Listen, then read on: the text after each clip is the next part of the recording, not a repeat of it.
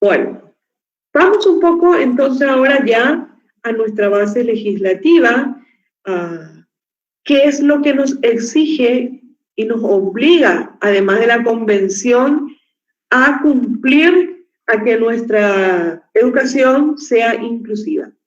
Tenemos por un lado la Constitución Nacional del año 1992, la Convención sobre los Derechos de las Personas con Discapacidad, que es del año 2006, que fue aprobada a través de la Ley 3540 en el año 2008. Tenemos otra convención que es contra toda la forma de discriminación, que es del año 1999, que fue aprobada en el año 2000 a través de la Ley 1925, la Ley 1264, que es del 98, que es la Ley General de Educación, ¿verdad?, que tiene todo un capítulo con respecto a la educación inclusiva. Tenemos la Ley 5.136 del año 2013, que habla de educación inclusiva, y su decreto reglamentario 2.837 del año 2014, que nos habla, ¿verdad?, con exclusividad de la educación inclusiva. Esta ley y este decreto, ¿verdad?, establecen las acciones correspondientes para hacer del sistema educativo nacional un modelo educativo inclusivo, removiendo las barreras que limitan el aprendizaje y la participación, facilitando la accesibilidad de los alumnos con necesidades específicas de apoyo educativo por medio de recursos humanos calificados, tecnologías adaptativas y un diseño universal. En su artículo 2 habla exclusivamente de la educación superior y dice que educación superior que garantice la accesibilidad, permanencia, aprendizaje, participación, promoción y conclusión oportuna de los alumnos con necesidades específicas de apoyo educativo. Se responsabiliza a nivel universitario la educación de la adecuación de la educación inclusiva de acuerdo a su competencia. Y en el artículo 20 habla de la evaluación de los aprendizajes de aquellos alumnos que hayan requerido ajustes razonables. Se enmarcarán a los sujetos y contenidos para cada situación en particular. Para facilitar el aprendizaje, se reconoce la utilización del sistema Braille, la escritura alternativa, medios y formatos de comunicación aumentativos o alternativos y habilidades de orientación y de movilidad, así como la tutoría y el apoyo entre pares, lengua de señas y cualquier otro tipo de ajuste o apoyo que se requiera. También tenemos la Ley 4.934 del mismo año, del año 2013, que es de accesibilidad al medio físico para las personas con discapacidad, y su decreto reglamentario 3.891, ¿verdad? Esta ley es para que pongamos nuestras universidades, ¿verdad?, a tono de la accesibilidad física. Esta ley también nos obliga, ¿verdad?, a utilizar las normas de accesibilidad del INTN. Estas son las únicas normas gratuitas del INTN, ¿verdad?, y se pueden bajar de su página web. Bueno, hablando un poco, hice yo la introducción general, ¿verdad?, de los motivos que nos hace a que estemos en educación, trabajando en educación inclusiva en las universidades, ¿verdad? Y entonces ahora Sara nos va a hablar de los ajustes razonables y las adecuaciones curriculares para poder tener una educación sin barreras. Bueno, vamos a continuar con nuestra capacitación y teniendo en cuenta un poco, recordando el artículo 2 de la Ley de Educación Inclusiva, donde habla que corresponde a cada universidad la adecuación de sus aprendizajes en base a la competencia. Eso quiere decir que, teniendo en cuenta la Ley de Autonomía Universitaria, cada universidad, cada facultad, cada asignatura debe tener en cuenta la modificación o la adecuación de acuerdo a los estudiantes que tiene y tener en cuenta la competencia básica de cada asignatura o de cada facultad.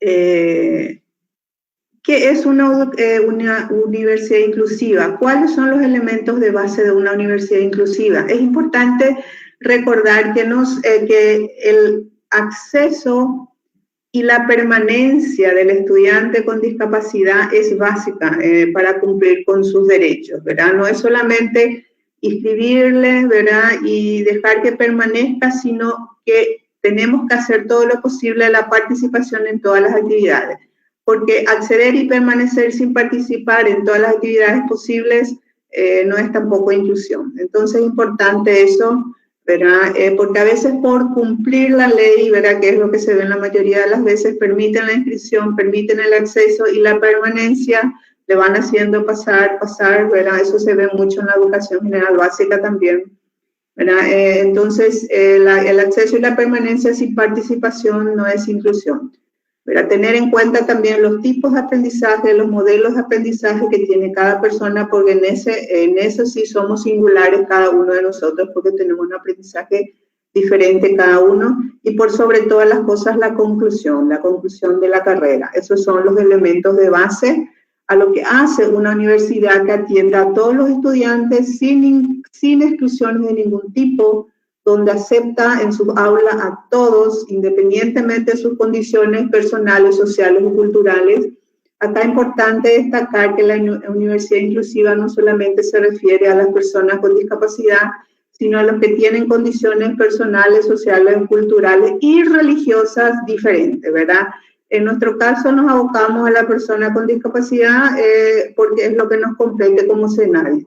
Pero como ustedes saben, existe también una ley que permite a las personas de diferentes etnias acceder a las universidades públicas sin dar un examen de ingreso.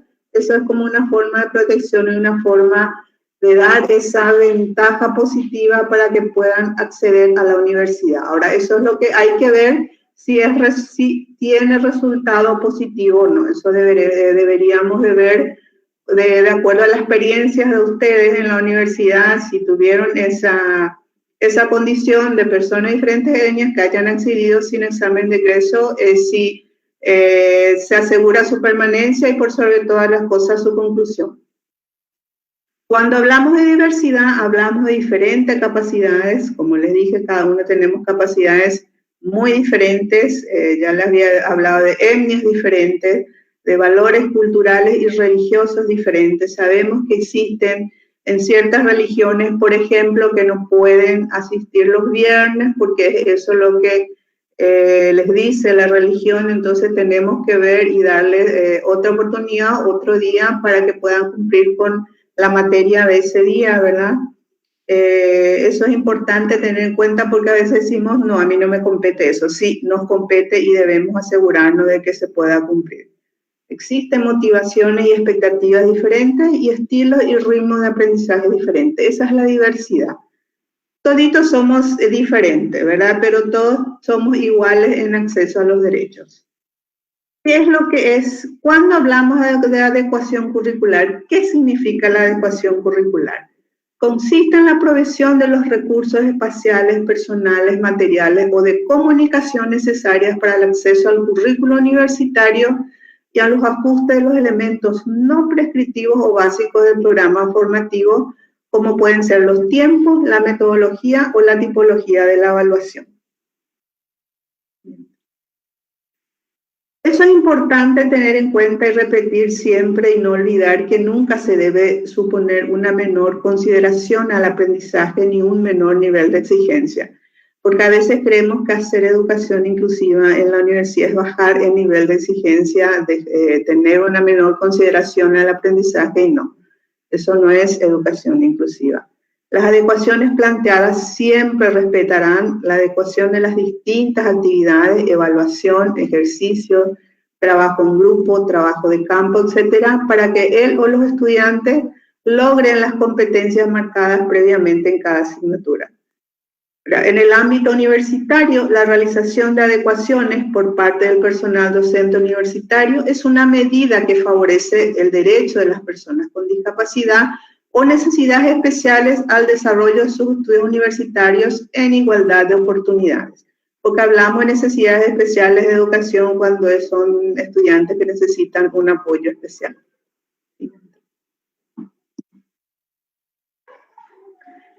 Ahora vamos a ver un poco cuáles son los diferentes tipos o modos de adecuación curricular. Existen dos tipos de adecuaciones curriculares que son de acceso al currículum y en los diferentes componentes del currículum. De acceso al currículum, de acceso físico, como habló Zulma ya en varias oportunidades, que son la eliminación de barreras arquitectónicas, adecuación de la iluminación y sonoridad, adaptación de mobiliario, profesores de apoyo a la inclusión, y esto se da en caso de discapacidad motora, de discapacidad visual y auditiva. De acceso a la comunicación, que son los materiales específicos de apoyos tecnológicos, sistema de comunicación complementaria y alternativa, y esto se da en caso de discapacidad visual y auditiva. En los diferentes componentes del currículum, que son las adecuaciones no significativas que tienen que ver con la metodología de enseñanza, ¿verdad? Que tienen que ver con los tiempos, con los tipos de actividades, con los tipos de instrumentos de evaluación, que tienen un carácter compensador por sobre todo para cualquier alumno que pueda requerir de ellos, y se da en caso de discapacidad psicosocial. Y las adecuaciones significativas, ¿verdad? Que acá a veces es lo que se da un poco una controversia en cuanto al nivel de educación superior, porque se refiere ya a la modificación del currículum, ¿verdad? En donde se modifican los objetivos reemplazando por otros objetivos, ¿verdad? Y esto tiene que ver y es exclusivo de cada asignatura, que se relaciona con las competencias básicas que se debe cumplir. No es simplemente modificar para adecuarnos al alumno, sino que también tenemos que ver cuán modificable es esa asignatura y cuán modificables son las competencias básicas a cumplir. En estos casos se da en caso de la discapacidad cognitiva y los superdotados. Las adecuaciones significativas, que son las que a veces son las más difíciles de llevar a cabo, no imposible, obviamente, porque los otros, casi la mayoría lo están haciendo en la universidad, son las adaptaciones que se realizan desde la programación, desde el programa de cada asignatura, y que implican la modificación, la eliminación y incorporación de algunos de los elementos del proceso de enseñanza-aprendizaje, pudiendo ser estos objetivos, contenidos y aspectos de la evaluación del currículum oficial. La adecuación significativa supone la elaboración de una programación o una asignatura que contenga análisis de las competencias y sus alcances, capacidades a desarrollar de los alumnos, hasta dónde puede desarrollar esa competencia básica que esa asignatura lo impone, indicadores específicos para cada área determinada, contenidos específicos para cada área determinada, actividades específicas para esos contenidos, metodología específica para las actividades y evaluaciones diferenciadas en base a los indicadores trazados y los contenidos desarrollados, procesual y final. Ahí se dan cuenta que es un proceso no simple de hacer, ¿verdad? Pero no imposible tampoco. Los tipos de adecuaciones que se podrían hacer es lo que, como le había dicho al principio, este último, que es la adecuación significativa, es la que suscita más controversia y pareceres encontrados. Imaginemos, por ejemplo, la dificultad, la necesidad de eliminar un contenido determinado que pudiera ser considerado de imposible o muy difícil adquisición por parte de un estudiante con discapacidad. Entonces se debería de contemplarse otras posibilidades como la sustitución o modificación relativa de esos objetivos, contenidos o criterios, o la adición de unos nuevos que tengan en cuenta las características del caso. De todos modos, serán las normativas propias de cada universidad las que deberán establecer los límites al respecto.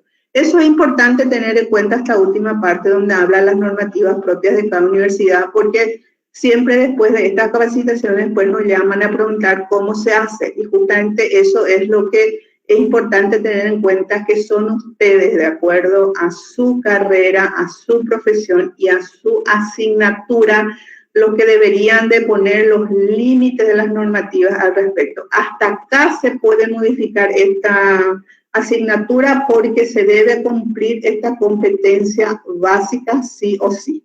Pero entonces se tiene que hacer una serie de listas de reglamentos a cumplir, cuánto tiempo en los exámenes, por ejemplo, cuánto más se puede prolongar, cuánto tiempo se puede permitir que falte, cuánto tiempo se debe permitir que cumpla estos objetivos o que se debe cambiar por otro objetivo parecido. Entonces, tiene que ver mucho con la competencia básica y el perfil de entrada y de salida de cada carrera.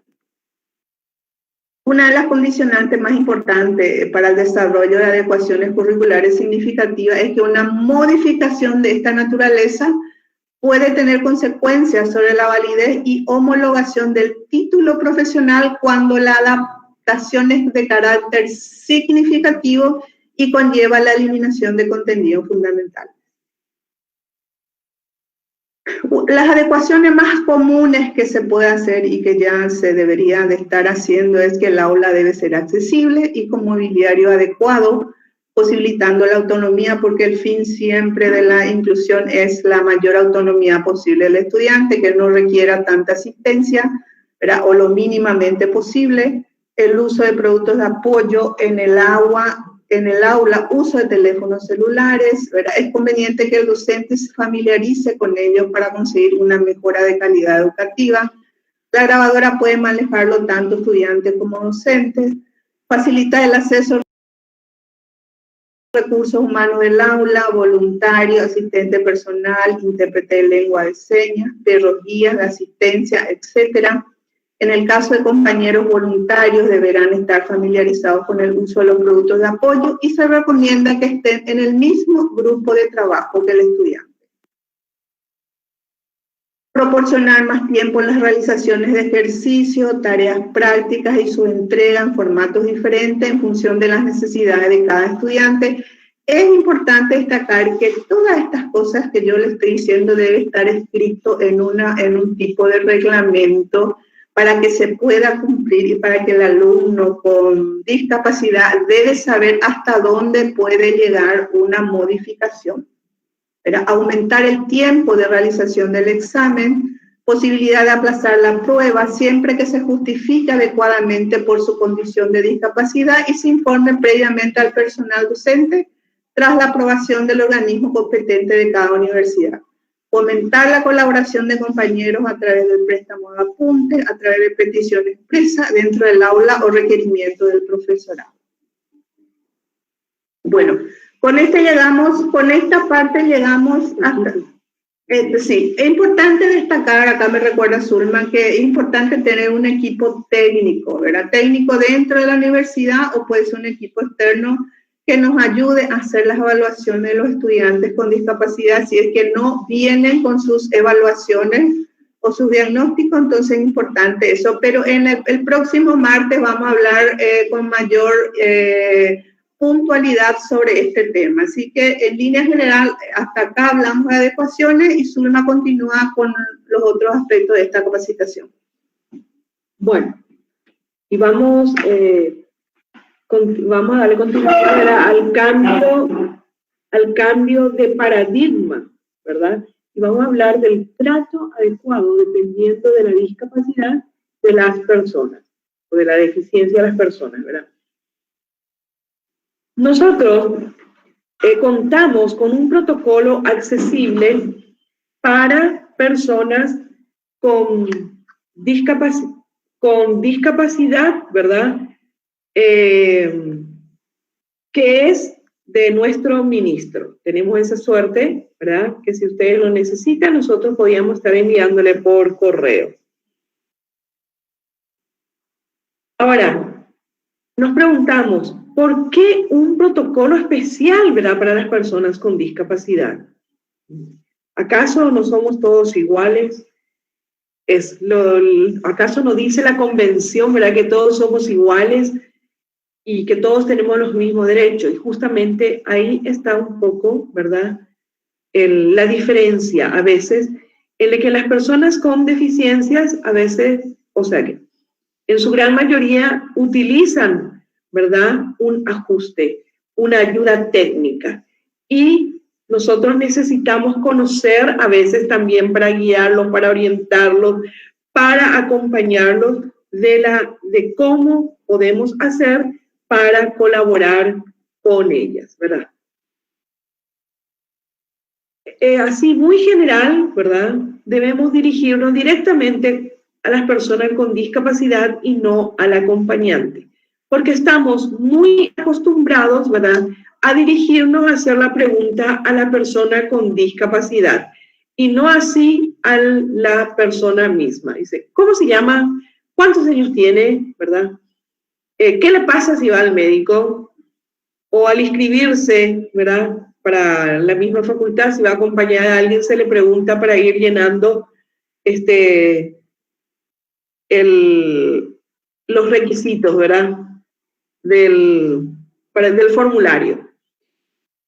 Ahora, ¿qué es lo que tenemos que hacer con una persona con discapacidad física, ¿verdad? Dijimos hoy que es la disminución parcial o total de la movilidad en algunos casos o de alguna parte del cuerpo, ¿verdad?, de los miembros. Y se pueden clasificar en usuarios de sillas de ruedas y personas con movilidad reducida, ¿verdad? Son aquellas personas que utilizan muletas, bastones, andadores, ¿verdad? Y también las personas de talla baja. Están incluidas dentro de la OMS, no hace mucho tiempo, incluyó a las personas de talla baja dentro de las personas con discapacidad física, ¿verdad? ¿Qué es lo que tenemos que hacer? Entonces, si vamos a hablar con la persona usuaria de silla de rueda, ¿verdad?, es muy importante que nos pongamos a su altura, sentándonos por los pies o estirando una silla, un banco, lo que sea, ¿verdad?, o invitarla a un lugar donde uno va a estar más cómoda sentado. ¿Por qué? Para poder hablarle mirándose al rostro, como es lo que acostumbramos a hacer, ¿verdad? Si los escritorios mostradores donde se atienden, es lo que ya había hablado, ¿verdad?, son altos, ¿verdad? Entonces hay que ponerle un desnivel, ¿verdad?, de tal forma a que se le pueda estar ellos incluidos dentro de las personas con silla de rueda y las de talla baja por sobre todas las cosas. Los niños también entran aquí. En caso de que lleven algunos objetos, ¿verdad?, y nosotros queremos ayudarlos, tenemos que preguntarle, no estirarle nomás la mano, ¿verdad?, preguntarle si quiere que se le ayude con lo que va teniendo en la mano, ¿verdad? Bueno, en el caso, en el que usa silla de ruedas, ¿verdad?, tenemos que aprender el manejo, pero no moverle bruscamente, sino comentarle, ¿verdad?, decirle que yo te puedo ayudar y en este momento vamos a empezar la marcha, una cosa de esas, ¿verdad? Porque si hace un movimiento brusco sin previo aviso, la persona a veces no tiene un buen equilibrio y puede ir para adelante. Para poder subir una pestaña, la vereda que no tiene rampa aún, ¿verdad?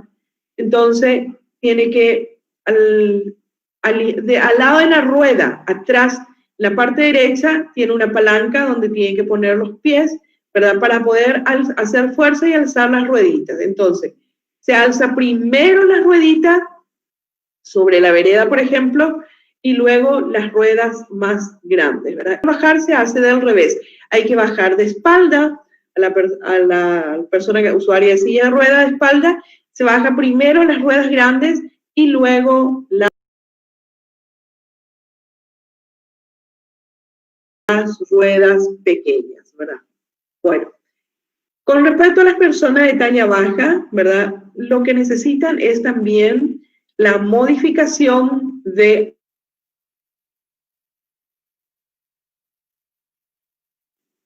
entonces, y si vamos a acompañarlo, tenemos que aminorar los pasos, porque ellos, como tienen, ¿verdad?, las piernas cortas, también tienen los pasos mucho más cortos que cualquier otra persona que no sea de talla baja, ¿verdad? Bueno, los muebles tenemos que tener en cuenta, no se le va a pedir algo que está arriba, bien alto, ¿verdad? Porque no va a estar a su alcance. Las personas con discapacidad auditiva. La discapacidad auditiva corresponde a la pérdida total o parcial de los sonidos, ¿verdad? Total es cuando se habla de personas sordas y parcial es cuando se habla de personas con resto auditivo o hipoacúsicas, que por lo general, ¿verdad? Con una ayuda técnica, ¿verdad? Que viene a ser aquí los audífonos, pueden adquirir o tratar de llegar a la normalidad auditiva, ¿verdad? Se necesita un ajuste para la comunicación con las personas con discapacidad auditiva, se necesita un ajuste que son las intérpretes de lengua de señas. Bueno, si nosotros necesitamos hablarle a una persona con discapacidad auditiva, no le vamos a estar gritando, ¿verdad? Sino tenemos que tocarle en el brazo, en el hombro, de tal forma a llamar su atención.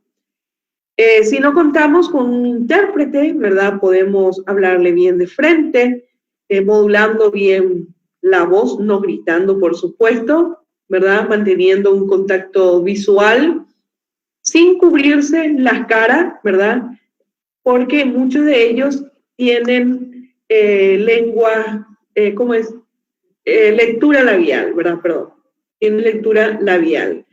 Hay que siempre hablar con mucha claridad, no con mucha prisa, ¿verdad? De tal forma a que puedan entenderse mejor. Hay que prestarle la atención, ¿verdad? Cuando están hablando ellos, o hay que preguntarle en todo caso si es que ellos puedan llegar a escribir, comunicarse escribiendo, entonces se le puede dar una hoja en blanca y un bolígrafo, un lápiz, ¿verdad? De tal forma a que ellos puedan escribir. También, es que en el caso que nos están, dijimos ya, con un intérprete, ¿verdad? Bueno, en el caso de las personas con discapacidad visual, ¿verdad? La persona que tiene una disminución total de la vista, ¿verdad? Son las personas ciegas, diríamos, ¿verdad? Y aquellas que tienen restos visuales son las que son de visión baja, personas de visión baja, ¿verdad? Las personas ciegas acceden a la lectoescritura a través del sistema Braille. Estos son, ¿verdad?, unos relieves que pueden ser leídos a través del tacto, ¿verdad? Pero el que no conoce el sistema Braille tampoco puede tocar, ¿verdad? Puede sentir todas las perezas, los puntos, pero no así darle lectura a lo que está escrito allí. El bastón blanco, ¿verdad? Es un instrumento muy importante para la persona con discapacidad visual porque esta le sirve de orientación y de movilidad para poder ir esquivándose de los obstáculos y van identificando, ¿verdad? Dice, oh, aquí empezó unos escalones, aquí están unos escalones, ¿verdad? Y también le indica el final de los escalones, ¿verdad? Indica si la puerta está abierta, indica si hay una columna en la vereda, ¿verdad? Etcétera, etcétera. Si nosotros queremos ayudarle a una persona con discapacidad visual, tenemos que preguntarle si necesita de nuestra ayuda y preguntarle cómo quiere que se le guíe, ¿verdad? Poniendo sus manos en el hombro o agarrándose del codo. Entonces, uno le pregunta eso y de acuerdo a eso, ¿verdad? Va a ir siempre un paso adelante para guiarle y tiene que ir comentándole todos los obstáculos que hay en el camino, en el trayecto, de tal forma que pueda ir identificando. Va de aquí a 2 metros hay una puerta, está cerrada, ¿verdad? vamos a abrir, pasamos, vamos otra vez 1 o 2 metros, hay una plantera, entonces vamos a irnos un poquito más a la derecha, ¿verdad? Porque más hacia la izquierda está la plantera, etcétera, etcétera. Indicando totalmente, ¿verdad? En el caso de que cuente con un perro guía, que en el país casi no se usa, había una sola persona que contaba con perro guía, ¿verdad? Creo que ya no más porque salen en las calles y todos los perros vecindarios hacen desastre, y entonces eso hace que también este perro guía, ¿verdad?, pierda un poco diríamos, la visión de su trabajo que estaba haciendo, ¿verdad? Esto no es una mascota, por lo tanto tenemos que evitar tocarlo, está trabajando, ¿verdad? No hay que distraerlo y ni dándole de comer, ni tocándole, ni hablándole, ¿verdad? Es un animal de servicio. Y vamos a ayudar a una persona con discapacidad visual para que pueda firmar, ¿verdad? Porque muchos firman, ¿verdad? No todos a veces, pero sí la gran mayoría que acudieron a la escuela, ¿verdad? Firman, entonces tenemos que agarrarle el dedo índice del izquierdo, si es diestro, si firma con la derecha, ¿verdad? Entonces el índice de la izquierda, poner en el lugar donde va a firmar y allí firma. La persona con discapacidad intelectual son aquellas personas, ¿verdad?, que les cuesta a veces expresar su conocimiento, manifestarse, y a veces hay problemas con sus habilidades, tienen problemas con sus habilidades sociales, ¿verdad? Entonces, depende del grado que tenga la persona con discapacidad intelectual, ¿verdad? Hay que tratarlo, si es un adulto, hay que tratarlo como tal, no tenemos que tratarlo siempre como niños, ¿verdad? Infantilizarlo siempre, hablarle como un adulto, y pueden ellos tomar sus propias decisiones, ¿verdad? Entonces hay que preguntarle directamente a la persona y no a su acompañante si es que lo tiene, ¿verdad? O no tomar decisiones por ellos tampoco, ¿verdad? Hay que hablarle a veces con palabras un poco más sencillas, ¿verdad? De forma natural, y ellos nos acompañan sin ninguna dificultad, ¿verdad? Toda vez que puedan entender. Ahora, para asegurarnos que entienden, podemos llegar a preguntar o podemos volver a repetir. Después tenemos la discapacidad intelectual, seguimos con intelectual, ¿verdad? Bueno, tenemos que a veces lo que tenemos que necesita un poco de paciencia, ser un poco tolerante con ellos, ¿verdad? Y a veces no escuchar cuando ellos se ponen nerviosos y hacen algún comentario inapropiado, o a veces pueden llegar a emitir algunos sonidos, ¿verdad? Durante la conversación, algunos sonidos que, pues, bueno, que para nosotros no está dentro de los códigos sociales, ¿verdad? La persona con discapacidad psicosocial, por lo que es muy difícil de identificarlo si es que no hacen su crisis dentro de la facultad, dentro de la universidad, ¿verdad? O no lleva algún diagnóstico o su certificado de discapacidad, ¿verdad? Tenemos que tratarlo o hablar sin ningún tipo de dificultad, de forma amable, respetuosa, como todo el mundo, ¿verdad? Tratar de mantenerlo en lugares o en espacios no muy estresantes, ¿verdad? Y si en una de esas tiene su crisis, tenemos que ser un poco pacientes y preguntarle, ¿verdad?, de la forma más tranquila posible cómo necesitaría que lo apoyemos o qué podemos hacer con ellos, ¿verdad? Existe un gran tabú de que las personas con discapacidad todas son violentas, y eso no es así, ¿verdad? Porque si están en tratamiento, están bien medicadas, en absoluta son violentas, ¿verdad? Solamente eso son unas actitudes discriminatorias que es lo que lo utilizamos, ¿verdad? Bueno, muy bien. Hasta aquí llegamos, ¿verdad? Y con todo este conocimiento que ya estamos teniendo, Ahora lo que tenemos que hacer es actuar, ¿verdad?, en las aulas, actuar dentro de toda nuestra institución, institución educativa. Muchísimas gracias y estamos ahora para escuchar las preguntas y los comentarios. Muchísimas gracias a nuestras disertantes, un lujo para todo lo que significa comprender y entender los lenguajes de la inclusión. Realmente estamos aprendiendo muchísimo de que en primer lugar está la persona.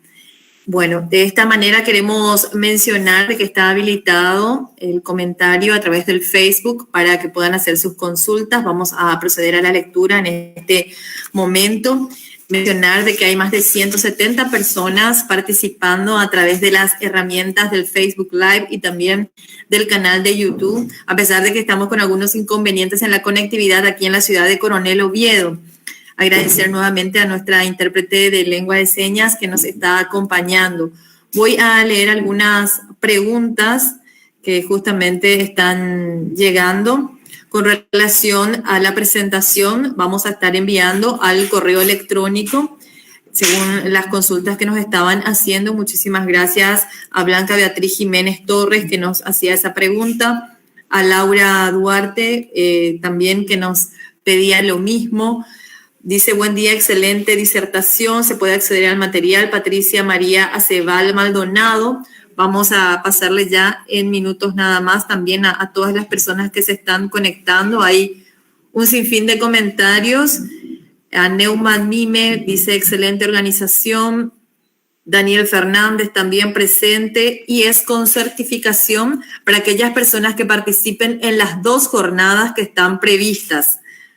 Agradecemos a Katy Espínola también por las calificaciones, a todas las personas que se están conectando en el transcurso de esta mañana. Muy interesante lo abordado. Voy a buscar si hay alguna pregunta en particular. Dice Mayra Santa Cruz, éxitos y a luchar por una educación en valores y diversidad de condiciones.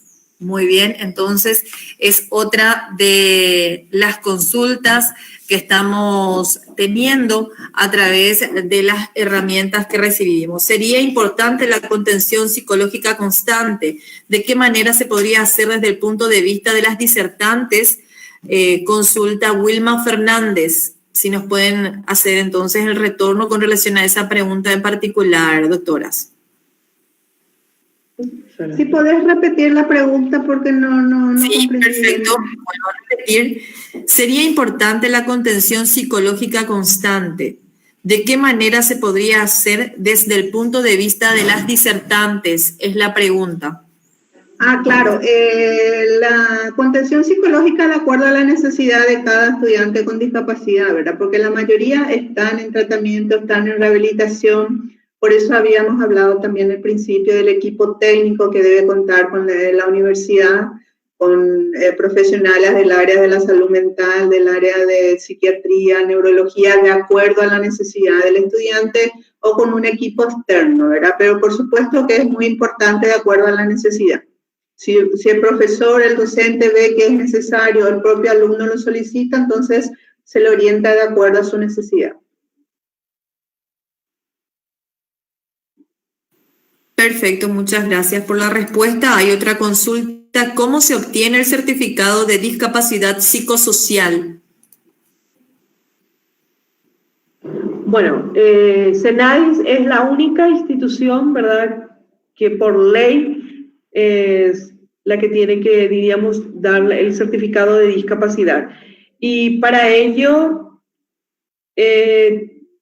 actualmente todavía no se está haciendo una atención, ¿verdad?, a que vengan, sino tenemos habilitado un correo para que envíen todos sus datos y obtener de esa forma su certificado. Hay una dirección específica que es la dirección de certificación, la que evalúa, ¿verdad?, la que recibe, la que evalúa y la que elabora ese certificado. Tiene que solicitarlo a la CENADIS. Perfecto. Muchísimas gracias por la aclaración. No habiendo más consultas y muchas felicitaciones por parte de las personas que se están conectando en el transcurso de esta mañana. Muchísimas gracias.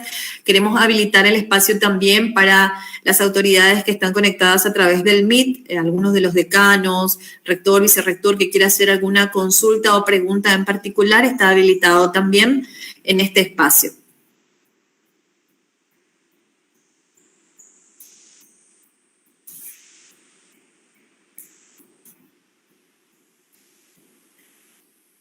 Ya que no hay consultas por parte de las autoridades, agradecerles por su tiempo y mencionar de que esto va a proseguir. Entonces, para aquellas personas que se están conectando, es una oportunidad muy importante de capacitación y formación que está brindando la Universidad Nacional de Caaguazú en conjunto con todas las unidades académicas y, por supuesto, con CENADIS, facilitándonos a estas formadoras que nosotros también vamos a ser agentes multiplicadores a través de nuestras unidades académicas.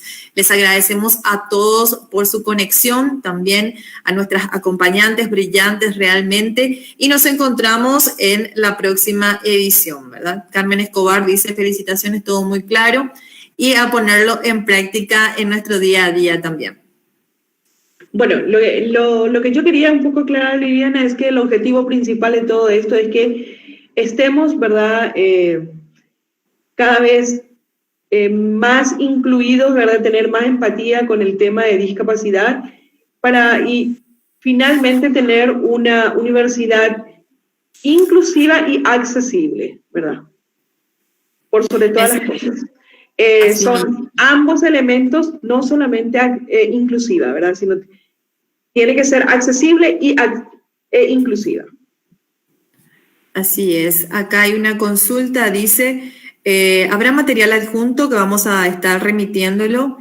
Mi pregunta es, dada la condición actual a causa de la pandemia en cuanto a la educación virtual, ¿hay alguna forma de que los estudiantes con discapacidad, dice acá, respondan de la misma manera a la que a aquellas personas que no tienen discapacidad? Es la consulta que nos hace llegar Matías Daniel Portillo.